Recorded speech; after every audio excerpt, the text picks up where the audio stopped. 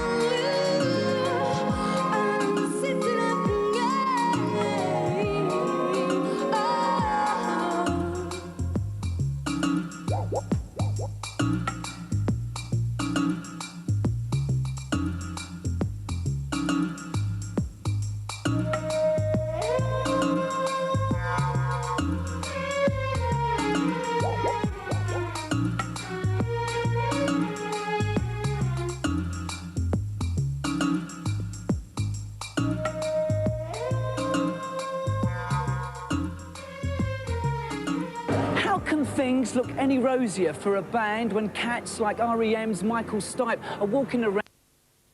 Well, the best thing about Shoe Cubes was it was not a full-time band. And we never made any sort of long-time period plans. So we always did just one record, and then we all went off to do whatever we're doing. And then we maybe a year later, we did another one. In a way, that's still the situation. So there's a chance that you might go back and do more stuff? Yeah, together. I mean, after the first album, we all said to each other, oh, we'll never do this again. It was great fun, but, you know, and now we've done 3, so I'm just not saying anything anymore. I'm just saying it might not, you know, we don't know. Well, let's talk about this album, because you initially started recording this one yourself, didn't you? Did you have, like, a definite sort of goal when you started, a definite sound that you wanted to achieve with Debut?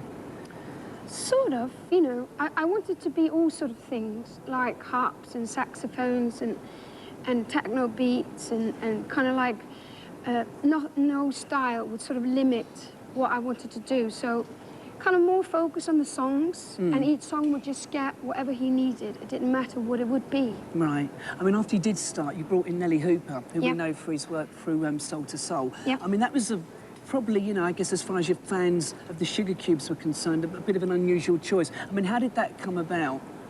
Well, I didn't intend to get a producer or anything. I was just going to do my little album quietly in the corner sort of thing, you know, a bit of a private one. And then, you know, I kind of got to know him through friends, and we were hanging out a lot together, and it just ended up that after getting to know him, something sort of, you know, sort of magical was going on. We kept sending each other cassettes, and it's kind of like, you know, it's kind of like 1 + 1 is 3 kind of situation, you know? But then again, I like, my target with this whole album was to break down all these stupid barriers, like, got jazz people here that eat jazz food and talk jazz language, and they go to jazz places and live a jazz life, and they got the rock and rollers, and they do this and that, and then they got the classical people who do like this and this and this. But, you know, on this album was like a harp player, like jazz saxophone players, and, you know, all these different people, and Indian string section that was recorded in Bombay, and then like me and like Nelly, who are probably the two sort of main characters on the album. It's like all of them were like delighted to be able to not do something in their category, but kind of like sneak outside that. Let's talk about Corky Howe, who's somebody who's played on the album. Now, she's a 60-year-old harp player who's played with legends like Sinatra, Ella Fitzgerald as well. How did you get her involved in the album, and what was she like to work with? I mean, there's a story behind this, I understand. That's why I've asked this one. Well, she was the first one I contacted, you know, and that was like 3 years ago or 2 years ago. And I just found out there was this lady in Los Angeles who played jazz and harp in a very violent manner. In a violent manner? Yeah, not like these angel stuff, you know. She kind of sits on a roof, skyscraper, and watches the city with all the helicopters and all the gangsters following each other, and plays her harp and sweats really hardcore and stomps and sort of bit sort of Jimi Hendrix vibe, you know. So I, of course, you know, was completely attracted by that and met her. And first we were going to do my songs, but she didn't really get them, you know, which is kind of fair enough. You know, there's a bit of a generation gap going on there. So we kind of ended up meeting up in the middle. So we kind of recorded the only cover version that's on the song, which is like Someone in Love, you know. So much fun. It was a bit of an excuse just to be able to meet her, do you know what I mean? It's like one of those characters you only meet once in your life, you know. The gigs! When was the last time